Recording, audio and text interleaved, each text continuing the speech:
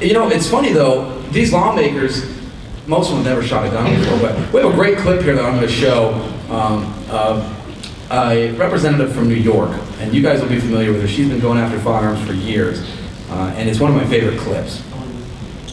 In February, you introduced the Assault Weapons Ban and Law Enforcement Protection Act of 2007. It would regulate semi-automatic assault weapons, including weapons that have pistol grips, a forward grip, and something called a barrel shroud. Weapons with a barrel shroud would be regulated. What's a barrel shroud, and why should we regulate it? I think the more important thing is that it also would have had banned the large capacity clips that Colin Ferguson had used, and also the killer. But I read the legislation. I'm sorry. I read the legislation that said that it would regulate barrel shrouds. What's a barrel shroud, and why should we regulate that?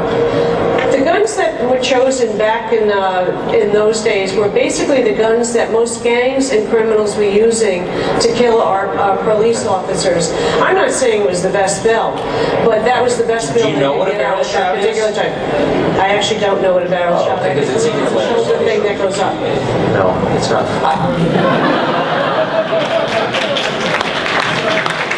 So these lawmakers who are making these laws have no idea what they're talking about. They've never shot a firearm before. They couldn't tell you what a barrel shroud is.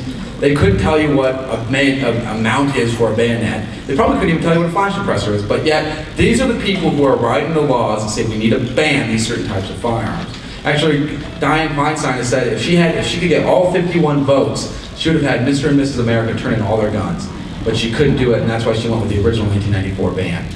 So the underlying theme of all of this is, at the end of the day, the lawmakers have no idea what they're writing, never shot a gun before, and yet they're going to come and tell you what you should and should not own to make everybody else safer, yet they couldn't tell you the difference between the butt or the barrel of a gun.